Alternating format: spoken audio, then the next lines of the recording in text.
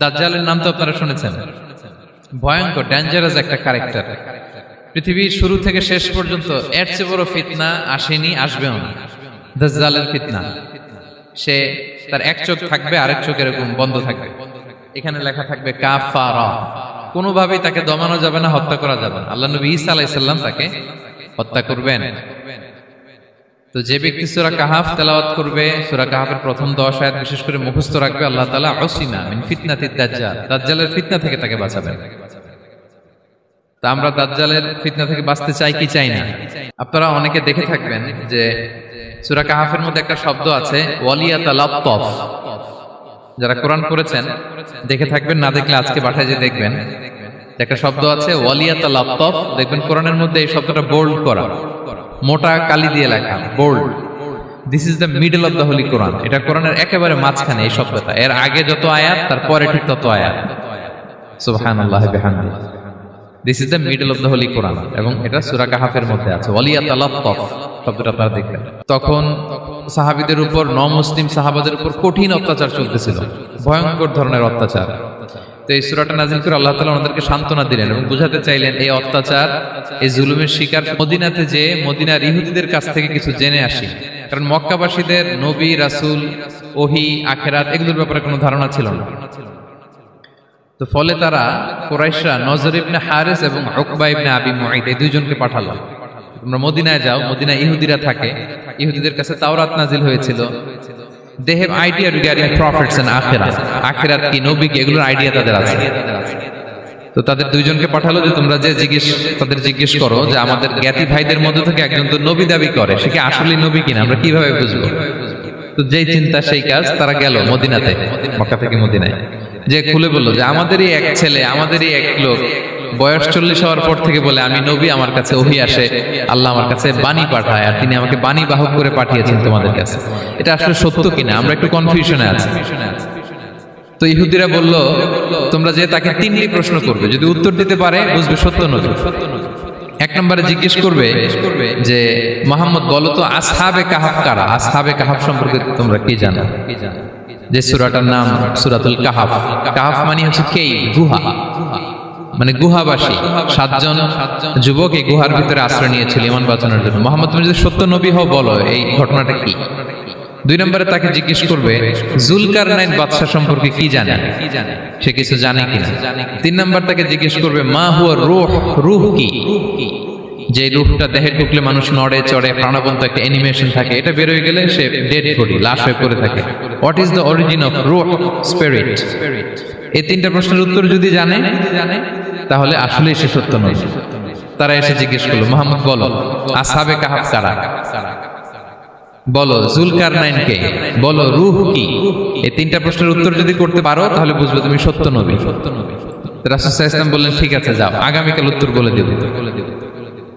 তিনি ইনশাআল্লাহ বলতে ভুলে গেলেন। রাসূল সাল্লাল্লাহু আলাইহি ওয়াসাল্লামের ধারণা ছিল প্রতিদিনই তো জিবরাইল কোরআনের আয়াত নিয়ে আসে, তো তারই ধারাবাহিকতায় আগামীকাল আসবে, আমি জিজ্ঞেস করে নিব এই 3টা প্রশ্নের উত্তর। তারপরের দিন সবাই এসে হাজির, কিন্তু জিবরাইল আলাইহিস সালাম আসেনি। রাসূল সাল্লাল্লাহু আলাইহি ওয়াসাল্লাম একটু বিব্রতকর পরিস্থিতিতে বললেন। তারা বলল তুমি তো আজকে অ্যাপয়েন্টমেন্ট দিয়েছো, ডেট দিয়েছো, বলো উত্তর বলো। রাসূল সাল্লাল্লাহু আলাইহি ওয়াসাল্লাম বলল আজকে না, আগামীকাল বলে দিলাম। রাসূল সাল্লাল্লাহু আলাইহি ওয়াসাল্লাম ইনশাআল্লাহ কথাটা মনে করতে পারতেছেন না। এরপরের দিনও তারা এসে হাজির, কিন্তু রাসূল সাল্লাল্লাহু আলাইহি ওয়াসাল্লাম উত্তর দিতে পারতেছেন না। তারপরের দিন এভাবে পিছাচ্ছেন রাসূল সাল্লাল্লাহু আলাইহি ওয়াসাল্লাম, ডেট দিচ্ছেন এভাবে 1 দিন 2 দিন 3 দিন না, 15 দিন। কয়দিন? এদিকে তো এই প্রশ্নের উত্তর জানার জন্য এখন 1-2 জন আসে না, দলে বলে কাফিররা আসে। কারণ রাসূল সাল্লাল্লাহু আলাইহি ওয়াসাল্লামকে এখানে অপমান করা যাচ্ছে, ছোট করা যাচ্ছে, হেয় করা যাচ্ছে। তারা এসে হাসাহাসি করে। আবু বকর, ওমর রাদিয়াল্লাহু আনহুকে বলে দেখো তোমরা না বলছো সত্য নবী, উনি সত্য নবী হলে তো প্রথম দিন উত্তর দিয়ে দিতে পারতো, পারে না কেন? এটা থেকে বোঝা যাচ্ছে তিনি আসলে মিথ্যাবাদী। 15 দিন রাসূল সাল্লাল্লাহু আলাইহি ওয়াসাল্লামের জন্য এত বিব্রতকর পরিস্থিতি আর ছিল না। 15 দিন পর আল্লাহ তাআলা আয়াত নাযিল করলেন ওয়ালা তাকুলান্না বিশাইইন ইন্নী ফাইলুন যালিকা গাদা ইল্লা আইয়াশা আল্লাহ। অর্থাৎ হে নবী ভবিষ্যতের কোনো কাজ যখন ওয়াদা দিবেন, কমিটমেন্ট করবেন, আপনি আইয়াশা আল্লাহ মানে ইনশাআল্লাহ বলা ছাড়া কখনো দিবেন না। রাসূল সাল্লাল্লাহু আলাইহি ওয়াসাল্লামকে শিক্ষা দেওয়ার মধ্য দিয়ে বেসিক্যালি আল্লাহ তাআলা গোটা মুসলিম উম্মাহকে শিক্ষা দিলেন, আমাদেরকে শিক্ষা দিলেন, যাতে আমরা ভবিষ্যতের কাজে আগে ইনশাআল্লাহ বলি। তো রাসূল সাল্লাল্লাহু আলাইহি ওয়াসাল্লাম লেসনটা পেলেন, এরপর আল্লাহ তাআলা উত্তর জানিয়ে দিলেন, আম হাসিবতা আন্না আসহাবাল কাহফি ওয়ার রাকিমি কানু মিন আয়াতিনা আজাবা। টানা 2 পৃষ্ঠা উত্তর দিলেন আসহাবুল কাহফ কারা। তাওরাত, জাবুর, ইনজিলে কোথাও এত বিস্তারিত উত্তর নাই আসহাবে কাহফের ব্যাপারে। আল্লাহ তাআলা আল কাহফ, সূরাতুল কাহফ নামে গুহাবাসীদের নামে একটা সূরা দিলেন, বিস্তারিত 2 পৃষ্ঠায় বর্ণনা করলেন তারা কারা। কুরাইশরা তো তাআজ্জুব বনে গেল, ঘটনা কি, মুহাম্মদের উত্তর কিভাবে জানলো? সে তো কারো কাছে পড়ে নাই, লেখে নাই, এই দেশের বাইরেও কোথাও যায় নাই। দ্বিতীয় প্রশ্ন ছিল যুলকারনাইনকে আল্লাহ আয়াত নাযিল করলেন, ওয়াসআলুনাকা আন যিলকারনাইন কুল সাআতলু আলাইকুম মিনহু যিকরা। টানা আল্লাহ তাআলা প্রায় 1.5 পৃষ্ঠা, 1 পৃষ্ঠারও বেশি যুলকারনাইনের ঘটনা শোনালেন। আর রূহের কথা শোনালেন সূরা আল ইসরাতে, ওয়াসআলুনাকা আনির রূহ কুলির রূহু মিন আমরি রাব্বি ওয়া মা উতীতুম মিনাল ইলমি ইল্লা কালিলা।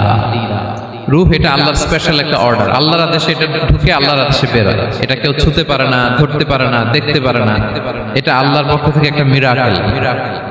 3টা প্রশ্নের উত্তর যখন আল্লাহ তাআলা দিয়ে দিলেন, রাসূল সাল্লাল্লাহু আলাইহি ওয়াসাল্লাম তাদেরকে সাবলীল ভাষায় শুনিয়ে দিলেন, তারা অবাক হয়ে গেল। যে ব্যক্তি সূরা কাহফের প্রথম 10 আয়াত মুখস্থ করবে সে দাজ্জালের ফিতনা থেকে মুক্তি পাবে। দাজ্জালের নাম তো আপনারা শুনেছেন, ভয়ঙ্কর ডেঞ্জারাস একটা ক্যারেক্টার। পৃথিবীর শুরু থেকে শেষ পর্যন্ত এর চেয়ে বড় ফিতনা আসেনি, আসবেও না। দাজ্জালের ফিতনা, সে তার এক চোখ থাকবে, আরেক চোখ এরকম বন্ধ থাকবে, এখানে লেখা থাকবে কাফারা।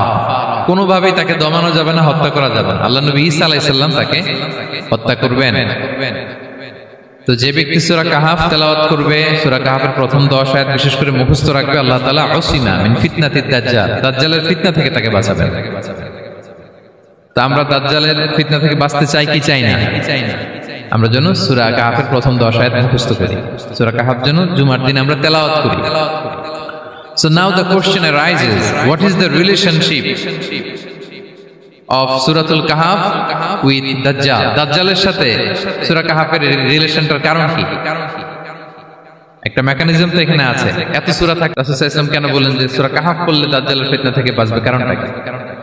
এর কারণ হচ্ছে দাজ্জাল আমাদেরকে যে সমস্ত জিনিস দিয়ে ফিতনায় ফেলবে, ওই ফিতনাগুলোর সলিউশন আল্লাহ তাআলা সূরা কাহফের ভিতরে রেখে দিয়েছেন। দাজ্জাল 4টা জিনিস দিয়ে আমাদেরকে ফিতনায় ফেলবে। Trial of faith, 1 number. ঈমানের পরীক্ষা সে আমাদেরকে ফেলবে, আমাদের বিশ্বাস নিয়ে ছিনিমিনি খেলবে সে। এটার সলিউশন আছে সূরা কাহফ, আমি বলবো আস্তে আস্তে। 2 নম্বরে দাজ্জাল আমাদেরকে ফিতনায় ফেলবে, দ্য ট্রায়াল অফ ওয়েলথ, সম্পদ দিয়ে সে আমাদেরকে ফিতনায় ফেলবে। 3 নম্বর দ্য ট্রায়াল অফ নলেজ, জ্ঞান দিয়ে সে আমাদেরকে ফিতনায় ফেলবে। 4 নম্বর দ্য ট্রায়াল অফ পাওয়ার, ক্ষমতা দিয়ে সে আমাদেরকে ফিতনায় ফেলবে। দাজ্জাল 4টা জিনিস দিয়ে আমাদেরকে পরীক্ষায় ফেলবে। কয়টা? 1 হচ্ছে ইমানি পরীক্ষা, 2 হচ্ছে সম্পদ দিয়ে পরীক্ষা, 3 হচ্ছে জ্ঞান দিয়ে পরীক্ষা, 4 হচ্ছে ক্ষমতা দিয়ে পরীক্ষা। সে ইমানের পরীক্ষায় আমাদেরকে ফেলবে। সে এসে বলবে আমি তোমার রব, এবং এটা প্রমাণ করার জন্য যা যা দরকার আল্লাহ তাআলা তাকে সব দিবেন। সে সব করতে পারবে। সে বলবে আমি তোমার রব। যদি বিশ্বাস না হয়, তোমার বাবাকে যদি জীবিত করে বিশ্বাস করবে? অনেকে বলবে হ্যাঁ আমার আব্বাকে জীবিত করে দেখান। তো তার বাবাকে ঠিকই সে জীবিত করে ফেলবে। আসলে শয়তান তার বাবার সূরত নিয়ে সামনে দাঁড়াবে। আরে তাই তো, এটাই তো আমার বাবা, এটাই তো আমার দাদা। মানুষ ফিতনায় পড়ে যাবে, ইমানের ফিতনায়। সে ভাববে আসলে এটাই বোধহয় আমার রব, এবং তাকে এত ক্ষমতা দেয়া হবে, তার ডান দিকে থাকবে জান্নাত, বাঁ দিকে জাহান্নাম। তার কাছে আল্লাহ এটা দিবে। যে তার কথা শুনবে তাকে সে জান্নাতে ঢুকাবে, কিন্তু জান্নাতে ঢুকে সে জাহান্নামের শাস্তি ভোগ করবে। এটা তার বাইরের মানুষ বুঝবে না, অ্যাপারেন্টলি এটা জান্নাত। আর যে তাকে মানবে না তাকে সে জাহান্নামে ফেলবে, কিন্তু জাহান্নামে ঢুকলেও সে জান্নাতের নাজ নেয়ামত ভোগ করবে। তাহলে এই যে ইমানের ফিতনায় সে ফেলে দিবে আমাদেরকে। তো ইমান কি করে বাঁচাবো, এটার সলিউশন আমি শোনাবো আপনাদের। 2 নম্বরে সে আমাদেরকে সম্পদ দিয়ে ফিতনায় ফেলবে। যার যা লাগবে সে তাই দিতে পারবে, যা লাগবে। সে যদি আকাশকে বলে আকাশ বৃষ্টি দাও, যাকে তারা মানবে ওই এলাকায় বৃষ্টি হবে, সুজলা সুফলা শস্য শ্যামলা হবে এলাকা, ফল মূলে ভর্তি হবে, বরকত আর বরকত। আর যে এলাকার লোকেরা, জনপদের লোকেরা তাকে মানবে না, সে বলবে ওখানে বৃষ্টি হবে না, হবেও না। ওখানে খরা, দুর্ভিক্ষ, মাটি ফেটে চলছে, মানুষ না খেয়ে মরবে, মহামারী, দুর্ভিক্ষ দেখা দেবে। তখন বিশ্ববাসী মনে করবে এটাই বোধহয় আমাদের রব। তার মানে সম্পদ দিয়ে ফিতনায় ফেলে দিবে। 3 নম্বর হচ্ছে নলেজ, তার জ্ঞানের কাছে গোটা বিশ্ব হার মানবে। পূর্বের পরের যত জ্ঞান আছে সব আল্লাহ তাকে দিবে। ইলমুল আউয়ালিন ওয়াল আখিরিন, এমন কোন প্রশ্ন নেই যেটা দিয়ে তাকে আটকানো যায়। যাই জিজ্ঞেস করবেন সব জানতা, সব বলে দেয়। ভবিষ্যৎবাণী বলে দিবে, বলবে আগামীকাল ওইখানে অমুক দেশে বোমা বিস্ফোরণ হবে ওইখানে, ওখানে দুর্ভিক্ষ হবে, ভূমিকম্প হবে, সে যা বলবে তাই হবে। তার জ্ঞানের এই বহর দেখে মানুষ ফিতনায় পড়ে যাবে। 4 নম্বর হচ্ছে দ্য ট্রায়াল অফ পাওয়ার, ক্ষমতা। তার ক্ষমতার সামনে সবকিছু একেবারে ছিন্ন বিচ্ছিন্ন হয়ে যাবে, এত ক্ষমতা হবে তার। সে যেমনটি বলবে তেমনটি করতে হবে, বাতাসের চেয়ে দ্রুত বেগে সে এক দেশ থেকে আরেক দেশে চলে যাবে।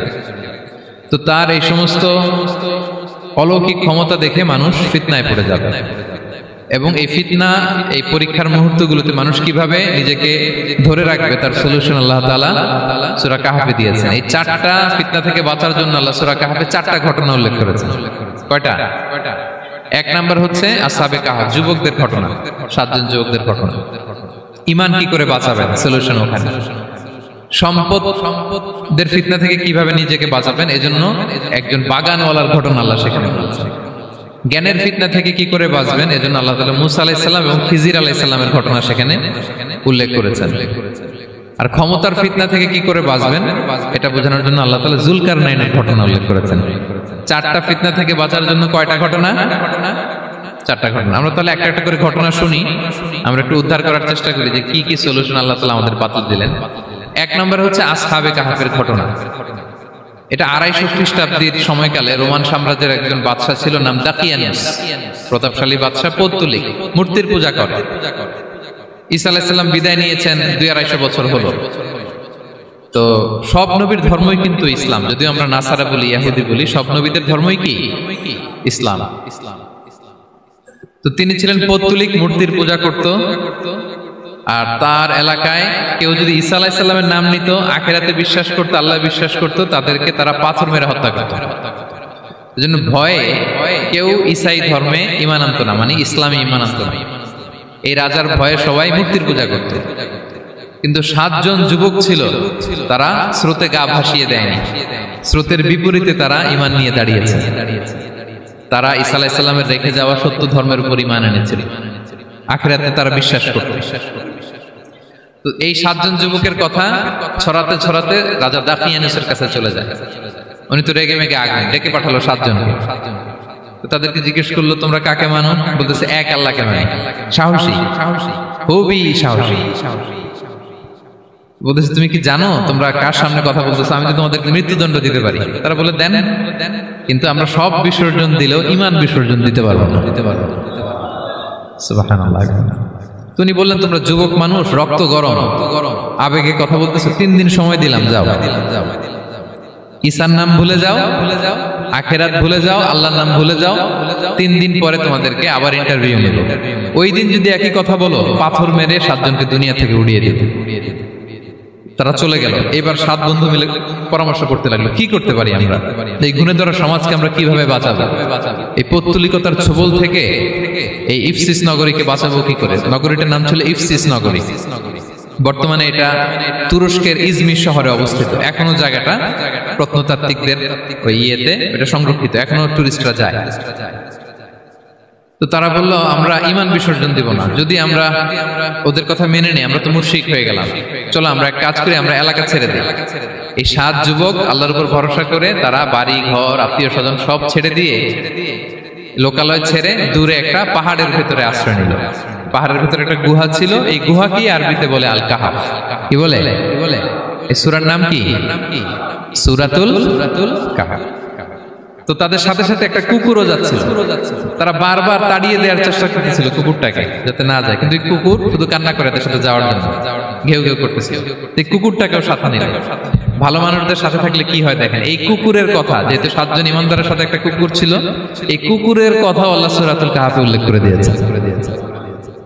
ওয়া কালবুহুম বাসিতুন যিরাআইহি বিল ওয়াসি। তো তারা ভিতরে গেল, যে প্রচন্ড ক্লান্ত, তারা ঘুমিয়ে পড়লো। কি করলো? এই এক ঘুমে আল্লাহ 309 বছর কাটাই দিলেন। কয়শো 9 বছর? 9 বছর। ঘুম, সব ঘুম, প্রচন্ড ঘুম, ঘুম যেন আর কাটে না। 309 বছর পরে এরা জাগলো। এখন খুব ক্ষুধা, ঘুমে আর মোর ভাঙতেছে। আর একজন জিজ্ঞেস করতেছে, কি লম্বা সময় ঘুম দিলাম কোথায় আমরা? একজন বলতেছে, হ্যাঁ, মানে সারাদিনই ঘুমাইছি আমরা। আরেকজন বলতেছে, না না, সারাদিন না, দিনের কিছু অংশ হয়তো ঘুমাইছি। আসলে কয় বছর ঘুমাইছে? 309 বছর। তো এদিকে সভ্যতার তো চেঞ্জ। এখানে ওই দাকিয়ানুস মরে, এর ছেলে মরে, এর নাতি মরে, পুতি মরে, এখন 6ষ্ঠ নম্বর রাজা আসছে। প্রজন্মের পর প্রজন্ম তো শেষ। 309 বছরে কমপক্ষে 4-5টা জেনারেশন চেঞ্জ হবে। তো জেনারেশন চেঞ্জ হয়ে, এলাকা চেঞ্জ হয়ে, তারা যে স্বপ্ন দেখেছিল এই ইফসিস নগরীতে কালিমার পতাকা উঠবে, তাদের স্বপ্ন আল্লাহ বাস্তবায়ন করেছেন। 309 বছরের ব্যবধানে এই এলাকার সবাই মুসলিম হয়ে গেছে। আল্লাহ চাইছিলেন ওদেরকে দেখাবে এটা, ওদের স্বপ্নটা যে বাস্তবায়ন হয়েছে এটা দেখাবে। তো ঘুম থেকে উঠছে, একজনকে তারা বললো যে লুকায় লুকায় চাদর মুড়ি দিয়ে কিছু রুটি নিয়ে আসো বাজার থেকে, যাতে তোমাকে না চিনে। চাদর মুড়ি দিয়ে যাও। কিছু পয়সা ছিল, মুদ্রা দিয়ে দিছে। তো সে যে যখন দোকানদারের কাছ থেকে রুটি নিয়েছে আর মুদ্রা দিছে, দোকানদার বলে, এই মুদ্রা কোথেকে আসলো? 309 বছর আগে মালয়েশিয়াতে রিঙ্গিট ছিল কিনা জানি না, যেভাবে ওরা ট্রানজাকশন করতে পারে, যেটা ছিল ওইটা যদি এখন কেউ দেয়, রাধুনী বিলাসে খাবার পাওয়া যাবে? হ্যাঁ। তো রুটিওয়ালা বলে, তুমি বর্তমান সময়ের মুদ্রা দাও, এটা দিচ্ছ কেন? বলতেছে, এটা তো বর্তমান সময়ের মুদ্রা। বলতেছে, এই যে মুদ্রার মধ্যে দেখো কোন সালের সিল দেওয়া, এটা তো শত শত বছর আগে। বলতেছে, কি বলে শত বছর আগে? আমি তো আজকে সকালেই বাজার করলাম। ওই বাজার করে যে টাকাগুলো ছিল ওইটাই তো পকেটে। বলতেছে, বলে কি? নিশ্চয়ই তুমি গুপ্তধনের সন্ধান পেয়েছো, হিডেন ট্রেজার। বলো। মানে তার সাথে এদের কথাবার্তা কিছু মিলতেছে না। পরে তাকে ধরে ওই সময়কার রাজার কাছে নিয়ে গেছে। ওই রাজা আবার মুসলিম, সবাই মুসলিম তো ভাই। সে যা বলে এরাও কেউ বিশ্বাস করে না, এরাও যা বলে এও বিশ্বাস করে না। আর এলাকা, এর বাড়ি ঘর আসবে কোত্থেকে? এর নাতি পুতি যা আছে 5-6 পুরুষ তো মরে সবাই কবরে। তখন তার কথা শুনে সবাই অবাক। তো এটা মিলানোর জন্য তারা 309 বছর আগের দাকিয়ানুস বাদশার সরকারি যে নথিপত্র, ওই পুরাতন ছিঁড়া নথিপত্র তারা বের করলো। বের করে দেখে ঠিকই দাকিয়ানুস নামে এক বাদশা ছিল, আর অনেক শত শত বছর আগে মোস্ট ওয়ান্টেড 7 জন যুবক ছিল, যাদের ব্যাপারে এক্সিকিউশনের অর্ডার ছিল। এখন দেখে তারা অবাক। লম্বা ঘটনা আমি খুব শর্ট করে বলতেছি। পরে সবাই মিলে তাকে সহ ওই গুহায় গেল। গুহায় যাওয়ার পরে সে বাকিদেরকে ডাকতে গুহার ভিতরে ঢুকলো। আল্লাহ তাআলা 7 জনকে ওইখানে মৃত্যু দিয়ে দিলেন। চিরকালের জন্য এই 7 জন ঘুমায় পড়ল। আর এলাকাবাসী, রাজা সহ ওইখানে তারা একটা মসজিদ নির্মাণ করলো। This is the story of আসহাবে কাহাফ। তো এলাকাবাসী যদিও মুসলিম হয়েছিল, কিন্তু আখিরাতের ব্যাপারে তাদের একটা সন্দেহ ছিল যে আসলে মানুষ মরার পরে কি আবার জীবিত হবে? মৃত্যুবরণ করার পরে আবার মানুষ জীবিত হবে? তাদের মনের মধ্যে একটা সন্দেহ ছিল যে আসলে মারা গেলে মানুষ আবার উঠতে পারে। তো তাদের এই সন্দেহ দূর করার জন্য আল্লাহ তাআলা এই 7 জনকে 309 বছর ঘুম পাড়িয়ে আবার জীবিত করলেন। সুবহানাল্লাহ। তাহলে ঈমান কিভাবে বাঁচাতে হয়, এটার প্রেরণা আমরা এই 7 যুবকের কাছ থেকে পাই। এখানে যেটা আমরা শিখি প্রিয় ভাইরা, 1 নম্বর লেসন হচ্ছে আমাদের গুড কোম্পানি লাগবে, রাইটাস পিপল। মানে আমাদের সার্কেলটা ভালো হইতে হবে। তাদের 7 জনের সার্কেলটা খুব ভালো ছিল, ফলে তারা বিপথে যায় না, এবং তারা এমন শক্ত সিদ্ধান্ত নিয়েছে যে আল্লাহ তাআলা সেটাতে বরকত দিয়েছেন। গোটা সমাজকে আল্লাহ তাআলা চেঞ্জ করে দিয়েছেন। এটা হচ্ছে 1 নম্বর লেসন। আপনি ঈমান বাঁচাতে হলে আপনার সার্কেল ভালো লাগবে। খুঁজবেন, যে এলাকায় যাবেন ওখানে নামাজি সার্কেল কারা আছে, ওখানে জ্ঞানী গুণী সার্কেল কারা আছে, ওখানে ভালো কাজ করতে চায়, একে অপরকে সহযোগিতা করে, কল্যাণের পথের যাত্রী কারা আছে খুঁজতে হবে আপনাকে। খুঁজে ওই সার্কেলে আপনি যুক্ত হবে, তাইলে ঈমান বাঁচানো যাবে। ক্লিয়ার? আচ্ছা। 2 নাম্বার হচ্ছে conflict between believers and disbelievers it's universal. সত্য মিথ্যার লড়াই, এটা চিরন্তন, আজীবন থাকবে। এটা ওনাদেরও ছিল, এখনো আমাদের লড়াই করে যেতে হচ্ছে, আমাদের ভবিষ্যৎ প্রজন্মও করবে। এই লড়াইটা আমরা করে যেতে চাই। কি বলেন? হ্যাঁ, থামা যাবে না? আমরা থামতে আসিনি, আমরা এই লড়াইটা করে যাব। আমরা সত্যের কথা বলেই যাব ইনশাআল্লাহ। বলেন। 3 নাম্বার হচ্ছে যে লেসনটা আমরা পাই, অনেকগুলো লেসন, আমি খুব প্রেসাইজলি বলতেছি। যুবকরা চাইলে একটা সমাজকে পাল্টে দিতে পারে। এই পৃথিবীতে যত বড় বড় বিপ্লব হয়েছে এগুলো যুবকরা এনেছে। তারা হচ্ছে সভ্যতা গড়ার কারিগর। আসহাবে কাহাফ আমাদের এই সময়ের নওজওয়ানদের জন্য প্রেরণা, তারা আমাদের জন্য প্রেরণার বাতিঘর। তারা যেমনি ঈমানকে রক্ষা করেছে, আমাদের যুবকরা চাইলেও তাদের ঈমানি চেতনাতে স্পিরিট দিয়ে সমাজটাকে পাল্টে দিতে পারে। কি বলেন? এখানে বেশিরভাগই তো যুবক। হ্যাঁ, গুড সার্কেলে থাকবেন তো আপনারা, সত্যের পক্ষে সবাই থাকবেন তো? আল্লাহ তাআলা কবুল করুন। আচ্ছা, এবার দ্বিতীয় নাম্বার ছিল সম্পদের ফিতনা, কিভাবে বাঁচবেন। আসহাবে কাহাফের পরে সূরা কাহাফে আল্লাহ তাআলা একজন বাগানওয়ালার ঘটনা বলেছে। দুজন বন্ধু, একজন একটু গরিব, সে বিশ্বাসী, আরেকজন ধনী, সে অবিশ্বাসী। তাকে আল্লাহ তাআলা বিশাল বড় খেজুরের বাগান আর আঙ্গুরের বাগান দিয়েছেন, বিশাল অনেক বড় বিজনেস ম্যাগনেট। তো এই সম্পদের অহংকার সে করত। সে প্রায় তার গরিব বন্ধুকে বলতো যে তোর চেয়ে আমার সম্পদও বেশি, সন্তানও বেশি, জনবল বেশি, লোকবল বেশি, অর্থবল বেশি, সব বেশি। অহংকারে তার পা মাটিতে পড়তো। আর সে আখিরাতে অবিশ্বাস করত এবং সে বলতো যে এই সম্পদ আমারে বাঁচাবে, চিরকাল আমাকে স্মরণীয় করে রাখবে, এই সম্পদ কোনোদিন যাবে না। অনেক বড় বড় ধনীরা আছে, তারা এরকম মনে করে যে আমি এত বড় সিআইপি, হ্যাঁ, আমি এত বড় বিজনেস ম্যাগনেট, এই দিন বোধহয় আর চেঞ্জ হতে পারে না, আমার আজীবনই বোধহয় এত পাওয়ার থাকবে, এত সম্পদ থাকবে। এটা ভুল ধারণা। এটা কি ভুল ধারণা? এই যে তুরস্কে দুর্ভিক্ষ হইল না, আপনারা দেখছেন না যে অনেক সম্পদের মালিক বাড়ি ঘর ভেঙে রাস্তার ফকির। এখন ওই যে রিফিউজিদের জন্য যে খাবার আসছে, ওখানে লাইনে দাঁড়াইছে, কারণ এখন লাইনে না দাঁড়ালে খাবারও তো মিলবে না। 1000 কোটি টাকার মালিক ছিল, ভেঙে চুরে সব শেষ। এখন রিলিফের ইয়ে নেওয়ার জন্য দুস্থদের কাতারে ওখানে দাঁড়াইছে, কারণ দাঁড়াইলেই কিছু খাবার পাওয়া যাবে, খিচুড়ি পাওয়া যাবে, তা না হলে তো খাবারটাও মিলবে না। এই যে বঙ্গবাজারে আগুন লাগলো আমাদের বাংলাদেশে, 20টা-25টাও দোকান ছিল অনেকের যাদের অন্যান্য বিজনেস আছে তারা হয়তো সার্ভাইভ করতে পারতেছে, কিন্তু এমন অনেক ব্যবসায়ী ছিল সব শেষ, জ্বলে পুড়ে তার টাকা পয়সা পুঁজি স্বপ্ন সব শেষ। তো ধনীকে গরিব বানাতে আল্লাহর 1 সেকেন্ডও লাগে না। ওই বিশাল প্রাসাদ থেকে টেনে ভাঙ্গা থালা হাতে দিয়ে রাস্তায় নামাইতে আল্লাহর কয় সেকেন্ড লাগে বলেন তো? 1 সেকেন্ডও লাগে না। সো এই লেসনটা কিন্তু আমাদের নিতে হবে। এবং ওই ব্যক্তির নসিবে তাই ঘটেছিল, সে যখন অহংকার করতেছিল আল্লাহ তাআলা আকাশ থেকে হুসবান একটা আগুন পাঠালেন। ওই আগুন এসে তার আঙ্গুরের বাগান, তার খেজুরের বাগান, বিশাল মাইলকে মাইল এই বাগান জ্বালিয়ে পুরো মুহূর্তের মধ্যে সারখার করে, এবং মুহূর্তের মধ্যে সে পথের ভিখারি, ফকির। এই ঘটনাটা এনে আল্লাহ তাআলা সম্পদশালীদেরকে রিমাইন্ডার দিলেন যে এই সম্পদের ফিতনায় তোমরা পড়ে যেও না। আমরা সম্পদশালী হলে বাস্তবতা অনেক সময় ভুলে যাই। সূরাতুল হুমাযাতে আল্লাহ তাআলা বলেন ইয়াহসাবু আন্না মালাহু আখলাদা, সম্পদশালীরা মনে করে এই সম্পদ আমাকে চিরকাল বাঁচিয়ে রাখবে, চিরকাল বোধহয় এই সম্পদ আমার হাতে থাকবে। না, এটা হাতের ময়লা, আজ আছে কাল নাই, যে কোনো সময় চলে যেতে পারে। এটা হচ্ছে ম্যাটেরিয়ালিস্টিক আউটলুক, বস্তুবাদী চিন্তা থেকে এই আমাদের ধনী ভাইদের এই সমস্যাটা হয়। ভোগবাদী চিন্তার প্রভাব আর কি। সম্পদ যখন হাতে থাকে ধরাকে সরাজ্ঞান করে, মনে করে যে সবই আমার কন্ট্রোলে। না, আপনারে ওই গরিবের কাতারে আনতে, ওই রিলিফের সম্পদ নেয়ার জন্য ওই লাইনে দাঁড় করাইতে আল্লাহর 1 সেকেন্ডও লাগে না। এটা খেয়াল রাখতে হবে। আমরা যখন প্রাইভেট কারে চড়ি মাঝে মাঝে অনেকে এসে হাত পাতে, এদেরকে ছোট করা যাবে না। গল্পটা আল্লাহ ভিন্ন করতে আল্লাহর 1 সেকেন্ডও লাগে না। ওইদিকে আমি দাঁড়ায় হাত পাততাম আর উনি প্রাইভেট কারে বসে থাকতো। আল্লাহ চাইলে এরকম করতে পারতেন না? পারতেন।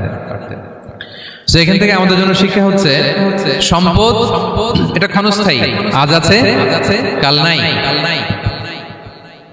এটা ক্ষণস্থায়ী, এটাকে এভারলাস্টিং মনে করা যাবে না। এভারলাস্টিং হচ্ছে আখিরাত। ওয়ালাল আখিরাতু খায়রুল লাকা মিনাল উলা, আখিরাত তোমার জন্য দুনিয়ার চেয়ে শ্রেষ্ঠ। এবং আল্লাহ তাআলা দৃষ্টান্ত একটা দিয়েছেন যে দুনিয়ার জীবনটা হচ্ছে কামা, ওই পানির মতো যেটা আনজালনাহু মিনাস সামা, আকাশ থেকে নাজিল করেছি। ওই পানি ক্ষেতের মধ্যে পড়ে ফসল, ফুল ফসল হয়েছে। এরপরে যখন ফসল কাটা হয় ওই ক্ষেত খামার এগুলো তৃণলতা হয়ে যায়, ভুসির মতো হয়ে যায়। তখন বাতাসের ঝাপটায় একবার এদিকে যায় একবার ওদিকে যায়। অনেক লম্বা উপমা, আমি সংক্ষেপে বললাম। তো শেষ আউটপুটটা হচ্ছে এটা, সম্পদ এটা মুহূর্তেই চলে যেতে পারে। সম্পদ উপার্জন জায়েজ আছে, মুসলিমরা সম্পদ উপার্জন করতে পারবে, কোনো অসুবিধা নাই। আপনি যদি ধনী হন এটা ভালো, ফলে আপনি যাকাত দিতে পারবেন, অসহায় দুস্থদের সহায়তা করতে পারবেন, কন্ট্রিবিউট করতে পারবেন। আপনি সম্পদ হাতের মুঠোয় নেবেন, কন্ট্রোল করবেন, কিন্তু এই দিকে স্থান দিবেন না, দ্যাটস ইট, তাহলেই হবে। আমরা সম্পদ কি করতে পারবো? উপার্জন করতে পারবো, কিন্তু হৃদয়ে স্থান দিতে পারবো না। হৃদয়ে স্থান থাকবে আখিরাতে। এই মাইন্ডসেট যদি আপনি গড়ে তোলেন, তাহলে সম্পদের ফিতনা আপনি কখনো করবেন না। এই পয়েন্টটা কি ক্লিয়ার সবার? ক্লিয়ার। 3 নাম্বার ফিতনা ছিল কিসের ফিতনা দেখি কে বলতে পারে? প্রথমটা হচ্ছে বিশ্বাস বা ঈমানের ফিতনা, 2 নাম্বার হচ্ছে সম্পদের ফিতনা, 3 নাম্বার জ্ঞানের ফিতনা। জ্ঞানেরও কিন্তু ইলমেরও একটা গরম আছে, যার ইলম আছে তার মধ্যে এই সমস্যাটা কাজ করে। সেটার জন্য আল্লাহ তাআলা মুসা আলাইহিস সালাম, খিজির আলাইহিস সালামের ঘটনা বলেন। আমি খুব সংক্ষেপে বলবো, সময় কম। মুসা আলাইহিস সালাম হচ্ছে বনি ইসরাইলের নবী, আর খিজির আলাইহিস সালাম কেউ বলেছেন নবী, কেউ বলেছেন আল্লাহর ওলি। আসলে আরবিতে ওনার নাম খদির, আমরা বাংলায় বলি খিজির। খদির মানে সবুজ। উনি যে কোনো জায়গায় বসলে ওখানে মরা গাছ, লতা পাতা এগুলো সবুজ হয়ে যেত। অনুর্বর এলাকার উপর দিয়ে হেঁটে গেলে ওটা উর্বর হয়ে যেত। তো মুসা আলাইহিস সালাম একবার ওয়াজ করতেছেন এইভাবে বনি ইসরাইলের সামনে, খুতবা দিচ্ছেন। হঠাৎ এক লোক দাঁড়ায় বলে, ইয়া নবী আল্লাহ, মান আ'লামু ফিল আরদ, বর্তমান পৃথিবীতে সবচেয়ে জ্ঞানী কে? মুসা আলাইহিস সালাম বললেন, ফাকালা আনা, আমি। কি বললেন? উনি আসলে ভুল কিছু বলেন নাই, কারণ প্রত্যেক জামানার নবীকেই আল্লাহ তাআলা সবচেয়ে বেশি জ্ঞান দিয়ে পাঠান, কারণ তার কাছে ওহীর জ্ঞান আসে, অদৃশ্যের খবর আসে, ইলমুল গায়ব আসে। কিন্তু এই উত্তরটা আল্লাহ তাআলার পছন্দ হয় না। আল্লাহ তাআলা চাচ্ছিলেন মুসা যদি বলতো আল্লাহ তাআলাই জানে কি জ্ঞানী বা আল্লাহই সবচেয়ে জ্ঞানী, এরকম হলে ভালো হতো। কিন্তু মুসা আলাইহিস সালাম কি বলছে? আমি। এখন প্রশ্ন করলো, সবচেয়ে বড় জ্ঞানী কে? উনি কি বললেন? আমি। এই যে আমি, এটাতে ঝামেলা আছে। আমি বড়, আমি জানি, আমি সব। This is problematic. আল্লাহ এটা পছন্দ করলেন না। আল্লাহ তাআলা মুসা আলাইহিস সালামকে বললেন, মুসা তুমি যে বলছো তুমি জ্ঞানী, না তুমি জ্ঞানী না, তোমার চেয়ে বড় জ্ঞানী আছে। মুসা আলাইহিস সালাম বলে, তাই নাকি? আমার চেয়ে বড় জ্ঞানী কে? তো আল্লাহ তাআলা বললেন, ইযহাব ইলা মাজমাইল বাহরাইন, 2 সাগর বা 2 নদীর মিলনস্থলে যাও, ওখানে আমার এক বান্দা আছে তোমার চেয়েও জ্ঞানী। মুসা আলাইহিস সালাম বললেন, তাই নাকি? তো আল্লাহ, আমি কিভাবে চিনি উনি কোথায় থাকে, কিভাবে বুঝবো? আল্লাহ বললেন, একটা বড় মাছ নাও, এটাকে ফ্রাই করো, এটাকে ফ্রাই করে একটা ঝুড়ির ভেতরে নাও, যেখানে এই মাছটা সাগরে ঢুকে যাবে ওখানে আমার বান্দাকে পাবে। তো উনি ওনার সহযোগী ইউশা ইবনে নুনকে নিয়ে হাঁটতে লাগলেন। হাঁটতে হাঁটতে এক জায়গায় ক্লান্ত হয়ে পাথরের পাশে বিশ্রাম নিলেন। ওই পাথর থেকে আবার এক ধরনের পানি বের হয়, পানিটারে বলে আবে হায়াতের পানি, মাউল হায়াত, জীবন নদীর পানি। এই পানি কোনো মৃত প্রাণী বা বস্তুর গায়ে লাগলে ওটা জীবিত হয়ে যায়। তো ওনারা পাথরে হেলান দিয়ে বিশ্রাম নিচ্ছিলেন। ওই পানি ওই ফ্রাই করা মাছের গায়ে লাগার সাথে সাথে মাছ জীবিত হয়ে ঝুড়ি থেকে বের হয়ে সাগরে ঢুকে গেছে। ওনারা আর খেয়াল করেন না। এরপর আবার হাঁটতে লাগলেন। হাঁটতে হাঁটতে যখন ক্লান্ত তখন বলে, এই ইউশা, আমাদের ওই মাছ ফ্রাই মাছটা দাও, এখন খাই। ঝুড়ি খুলে দেখে মাছ নাই। মাছ গেল কোথায়? তখন ইউশা বলল, হয়তো আমরা যে পাথরের ওখানে বিশ্রাম নিয়েছিলাম ওখানে আমরা ওখানে হারাই ফেলছি। চলো আরে ওইদিকে তো যাইতে হবে আমাদের। উনি গেলেন, যে দেখে মাছ যে জীবিত হয়ে বালুর দিকে নাড়াচাড়া করতে করতে সাগরে ঢুকে গেছে, ওখানে দাগ আছে। মুসা আলাইহিস সালাম ঢুকলেন সুরঙ্গ, ঢুকে দেখে চাদর গায়ে দিয়ে এক লোক শুয়ে আছে। সালাম দিলেন, আসসালামু আলাইকুম। ওই লোক চাদর আর সরায় না, ভিতর থেকে বলতেছে, ওয়ালাইকুম আসসালাম। তো চাদরের ভিতর থেকে উনি বলে, মান আন, তুমি কে? মুসা আলাইহিস সালাম বললেন, আনা মুসা, আমি মুসা। উনি বলেন, মুসা বনি ইসরাইল, বনি ইসরাইলের মুসা? বললেন, হ্যাঁ। কেন এসেছো? এবার চাদর খুললেন। বলতেছে, আপনার কাছ থেকে কিছু শিখতে আসছি। আল্লাহ বলছে, আপনি নাকি সবচেয়ে বড় জ্ঞানী। আমি ভুল করে বলে ফেলছিলাম আমি। আল্লাহ বলছেন যে আপনি নাকি জ্ঞানী। বলতেছে, না, তুমি আমার জ্ঞান নিতে পারবে না, ওই ধৈর্য শক্তি তোমার নাই। মুসা আলাইহিস সালাম বললেন যে, আপনি যে কোনো শর্তে আমাকে একটু রাখেন কয়েকদিন আপনার সাথে, আমি রাজি। বললেন, না, তুমি পারবে না। মুসা আলাইহিস সালাম জোর করতে লাগলেন। অবশেষে খিদির আলাইহিস সালাম রাজি হলেন। বললেন, শর্ত হচ্ছে আমি যাই করি আর না করি আমাকে কোনো প্রশ্ন করা যাবে না। মুসা আলাইহিস সালাম বললেন, ওকে। সফর শুরু হলো। সামনে নদী, এক লোক তাদের নৌকা দিয়ে নদী পার করাই দিল। নদী পারাপারের পর খিজির আলাইহিস সালাম লাঠি দিয়ে নৌকার তলাটা ছিদ্র করে দিলেন। মুসা আলাইহিস সালাম বললেন, ইন্না লিল্লাহি, এটা আপনি কি করলেন? ওরা আমাদেরকে নদী পার করে দিল, আর যে ভাড়াটা আসছিল এটাও নিল না, আমাদেরকে সম্মান দেখলো, আপনি নৌকা ছিদ্র করে দিলেন। খিজির আলাইহিস সালাম বলছে, এই যে আমি বলছিলাম না। তো তুমি ধৈর্য ধারণ করতে পারবে না, যাও তোমার রাস্তায় তুমি, আমার রাস্তায় আমি। মুসা আলাইহিস সালাম আবার ক্ষমা চাচ্ছেন যে আপনি আমার ক্ষমা করেন, আমি তো ভুলে গেছি। আর প্রশ্ন করবেন, চলতে লাগলেন। হঠাৎ বাচ্চারা খেলতেছে, এক বাচ্চাকে ধরে হত্যা করলেন খিজির আলাইহিস সালাম। এবার তো মুসা আলাইহিস সালাম রেগে গেছে, আপনি করলেনটা কি? নিষ্পাপ ফুলের মতো শিশুকে হত্যা করলেন। খিজির আলাইহিস সালাম বলে, এই যে আমি জানতাম যে তুমি ধৈর্য ধারণ করতে পারবে না, তোমার রাস্তা এক, আমার রাস্তা এক, যাও। এবার মুসা আলাইহিস সালাম করজোর করতেছে যে this is the last chance, একটা ফাইনাল চান্স দেন, একটা সুযোগ দেন, আর আমি প্রশ্ন করব, এটাই লাস্ট। বলেন ওকে ঠিক আছে। হাঁটতে হাঁটতে এক ইহুদি বসতির সামনে যে হাজির, দুজনই খুব ক্ষুধার্ত, খাবার চাইলো, এরা আবার কৃপণ, খাবার দিল না। তো খিজির আলাইহিস সালাম বললেন ঠিক আছে, খাবার যেতে দিচ্ছেন, আমরা চলে যাই। যাওয়ার পথে দেখতেছে এই এলাকার একটা দেয়াল ভেঙে পড়ে যাবে। তিনি বললেন মুসা চলো এটা ঠিক করে দেই। দুইজন মিলে প্রচন্ড ক্ষুধায় এটা সেটা এনে দেয়ালটা তৈরি করতেছে। মুসা আলাইহিস সালাম তো এমনিই রাগী, পেটে আবার ক্ষুধা, আবার বলছে কিছু বলাও যাবে না। তিনি এবার আর প্রশ্ন করেন, বলতেছে ওরা এত কিপটামি করলো আর আপনি এটা করে দিলেন, আপনি তো চাইলে এটা টাকা নিতে পারতেন, পারিশ্রমিক নিতে পারতেন চাইলে। এই কথা বলার পর খিজির আলাইহিস সালাম বললেন হাযা ফিরাকু বাইনি ওয়া বাইনি, এখানেই তোমার আর আমার সেপারেশন, আর সামনে আগানো যাবে না, তোমার কোনো ধৈর্যই নাই। তো এতটুকু তোমাকে আমি বলি যে আমি একটাও আল্লাহর আদেশ ছাড়া করি নাই, আল্লাহর আদেশে আমি করেছি। কি? এক নম্বর হচ্ছে ওই যে আমাদের ভাড়া নিতে চাইলো না, আমাদেরকে পার করে দিল, নৌকাটা ছিদ্র করেছি কারণ এই এলাকায় একজন জালিম বাদশা আছে, সে নৌকা পেলেই গরিব মাঝিদের নৌকা সিজ করে নিয়ে যায়। তো এটাকে যখন তলায় ছিদ্র করে দিছি, এই রাজার লোকেরা এসে দেখবে যে এটা তলা ছিদ্র, পানি ঢুকতেছে, এটা নিবে না, ওরা পরে সামহাও এটা রিপেয়ার করে চালাইতে পারবে। মুসা আলাইহিস সালাম বলে সুবহানাল্লাহ, তাই তো, এটা তো আমি বুঝতে পারি নাই। আর ওই ছোট শিশুটাকে হত্যা করছি, ও অনেক বড় জালিম হবে এলাকা, তার ফিতনায় এলাকাবাসী তটস্থ থাকবে, সে তার মা বাবাকেও জাহান্নামে নেবে। এজন্য আল্লাহ তাআলা আদেশ দিয়েছেন আমাকে, আল্লাহর আদেশে আমি তাকে হত্যা করেছি। মুসা আলাইহিস সালাম বললেন তাই তো, এটা তো অনেক ভালো কাজ করছেন তাইলে। তো বলতেছে তাহলে ওইটা বলেন, খাবারও দিল না, এত কৃপণ, এদের দেয়াল কেন ঠিক করতে গেলেন আপনি? তখন তিনি বললেন যে আসলে এটা একটা ইয়াতিমদের ঘর ছিল, দুইটা ইয়াতিম শিশু, তাদের বাবা মা খুব ভালো ছিল, আর এই দেয়ালের নিচে আছে গুপ্তধন, এই দেয়ালটা পড়ে যাবে, এই গুপ্তধন তারা ছোট মানুষ নিতে পারবে না, এলাকাবাসী তাদেরকে বঞ্চিত করে নিয়ে যাবে। আমি দেয়াল গড়ে দিলাম যাতে করে তারা যখন প্রাপ্তবয়স্ক হয় নিজেদের সম্পদ নিজেরা বুঝে নিতে পারে। সুবহানাল্লাহ বিহামদি। মুসা আলাইহিস সালাম বলে তাই তো, এগুলো তো আমি বুঝতে পারি নাই। তো এই ছিল খুব সংক্ষিপ্ত পরিসরে মুসা আলাইহিস সালাম খিজির আলাইহিস সালামের ঘটনা। তো রাসূল সাল্লাল্লাহু আলাইহি ওয়াসাল্লাম বুখারীতে একটা চমৎকার কথা বলেছেন, তিনি বলেছিলেন ওয়াদিদনা আন্না মুসা সাবার হাত্তা ইউকাসসা আলাইনা মিন আমরিহিম। রাসূল সাল্লাল্লাহু আলাইহি ওয়াসাল্লাম বলেছিলেন ইস, আমার ভাই মুসা যদি আরেকটু ধৈর্য ধরতো তাহলে আরো কিছু অজানা তথ্য আমরা জানতে পারতাম। এখান থেকে, এই ঘটনা থেকে আমরা কি শিখলাম? প্রথম যেটা আমরা শিখলাম, জ্ঞান নিয়ে বড়াই করতে নেই, ঠিক কিনা? জানার কোনো শেষ নেই, জাননেওয়ালার উপরও জাননেওয়ালা আছে, জ্ঞানীর উপরও জ্ঞানী আছে। আপনি কিছু জেনেই মনে করবেন না আমি সব জানি। আপনার চাইতেও বেশি জ্ঞানী অনেকে আছে, অনেক সময় বক্তার চাইতেও শ্রোতারা অনেক জ্ঞানী। হয়তো এখানে এমন অনেক জ্ঞানী লোক আছে যার ধারে কাছেও আমরা কেউ নেই, হতে পারে। সো আমি সব জানি, এটা ভুল, এটা শয়তান বলে। এটা কে বলে? শয়তান বলে। আবু নাওয়াস একটা কবিতা লিখেছেন, ওয়াকুল লিমান ইয়াদঈ ফিল ইলমি ফালসাফাতান হাবাসতা শাইআন ওয়া গাবাত আনকা আশিয়াউ। কেউ যদি বলে আমি সব জানি, তুমি তাকে বৃদ্ধাঙ্গুলি দেখিয়ে বলো আপনি কিছুই জানেন না, আপনি অল্প কিছু জেনেছেন, জানার এখনো অনেক বাকি।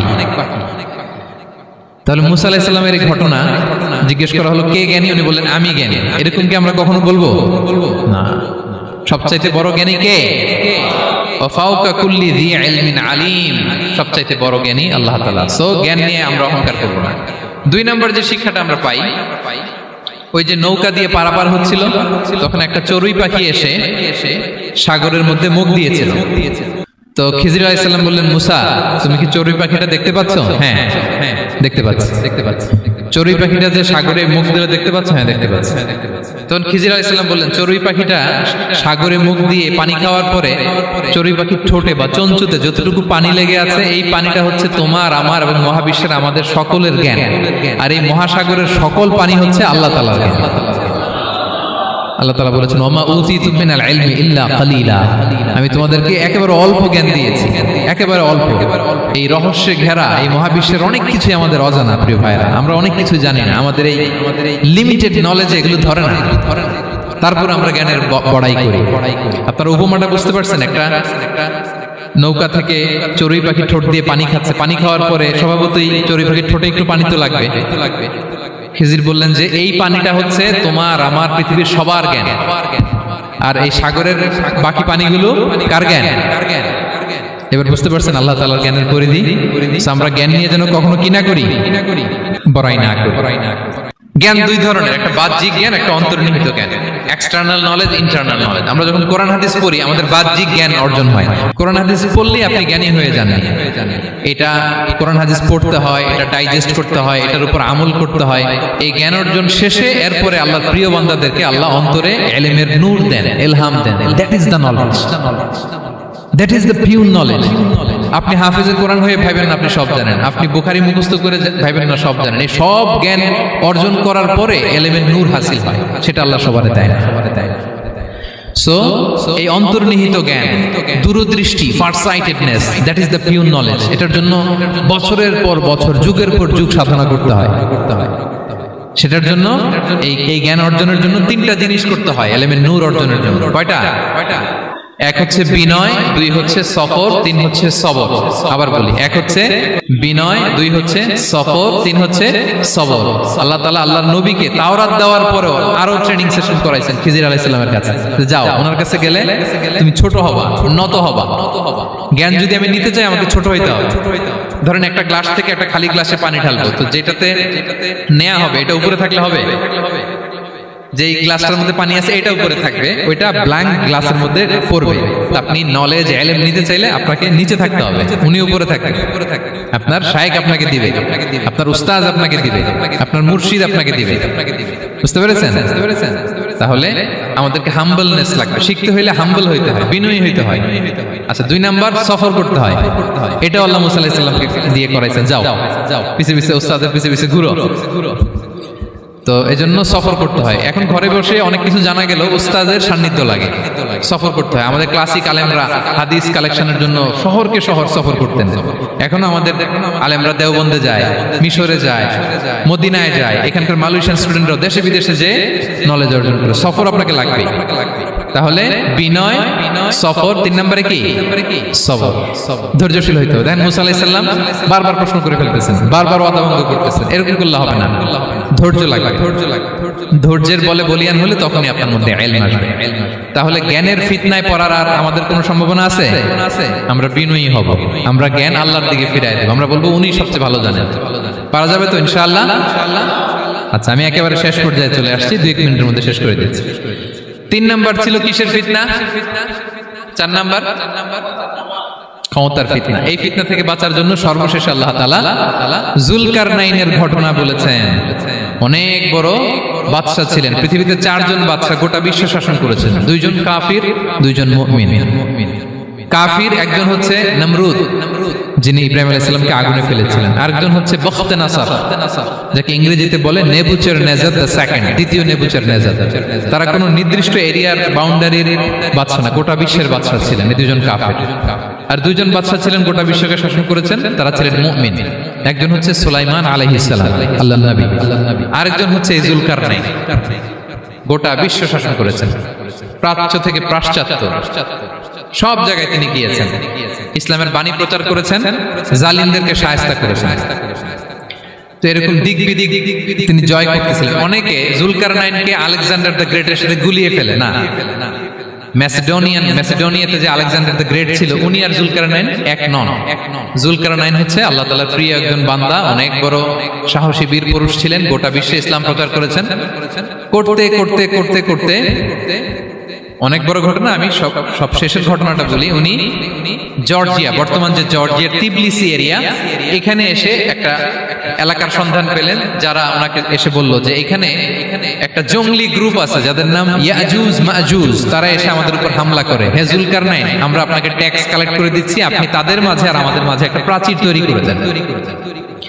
আপনারা ইয়াজুজ মাজুজের নাম শুনেছেন না? ইংরেজিতে বলে গগ ম্যাগগ।